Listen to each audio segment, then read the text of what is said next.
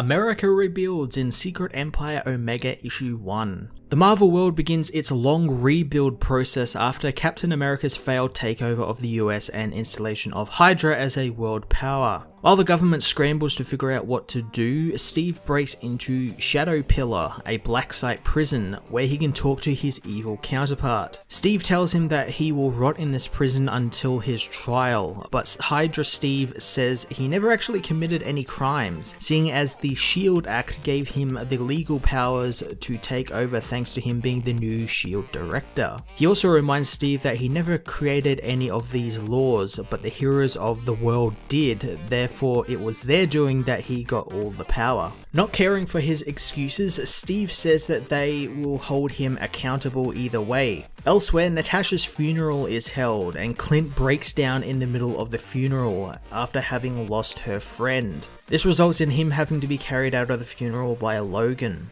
In Madripoor, Bucky watches the funeral on TV before leaving and continuing his mission to find the Black Widow, who seemingly faked her death and is assassinating a general in the streets of Madripoor. Hydra Steve apologizes for the losses Steve has had to deal with, saying that he was going to bring everyone back with the Cosmic Cube when he made his perfect world, but learnt that not everything gets put back the way it was. In New Titan, the US Army move in to begin controlled demolition of their mutant city. Emma Frost and Hank McCoy watch New Titans surrender. Emma wonders if they could still maybe declare war, but Hank reminds her that the Avengers, the US government and SHIELD are now all back to pretty much full strength, so war would be futile. Hank tells Emma she should be proud of what New Titan was anyway, since it gave mutants a chance to live free, if only for a short amount of time. While Steve continues the battle of ideologies with his counterpart, Frank Castle hunts down a group of Hydra soldiers, killing them all.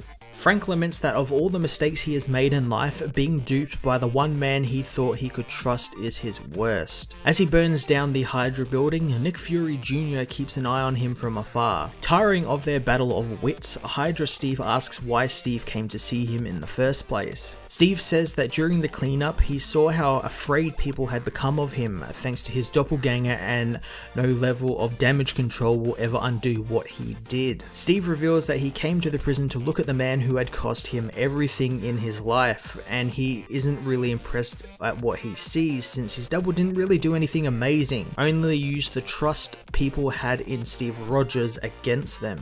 Hydra Steve says that if anything, his methods revealed that maybe what Steve thinks is good and inspiring for the people isn't anymore, and pretty soon they will start to remember the power Hydra brought to them. The prison alarms begin blaring, telling Steve his time is up. Before leaving, he reminds his double that he will never leave this cell, and if he does, he and the other Avengers will be waiting. Escaping the base, the guards rush the cell, pinning Hydra Steve to the wall. One of the guards whispers the famous Hail Hydra motto to Steve, letting him know that he will soon be leaving the prison.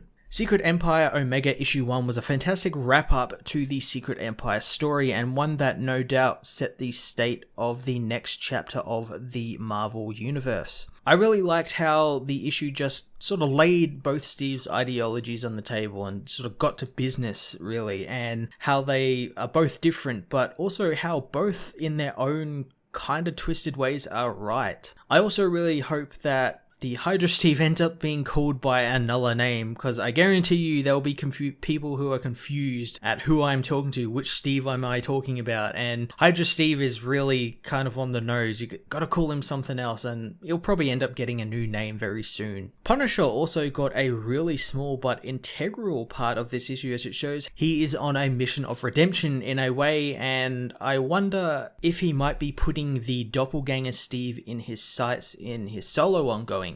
Since we know he gets the War Machine armor, and there's something maybe to do with SHIELD as hinted at by Nick Fury Jr. So I'm actually really looking forward to seeing what is up with Frank Castle. I'm really interested to see how far they're going to go with this whole Steve storyline in terms of him, I guess, having to travel around the world sort of repairing the physical and emotional damages his double did. So I'm really interested to see what they're going to be doing in his solo book and with Marvel Legacy and everything. I'm going to give this issue a 9.5 out of 10.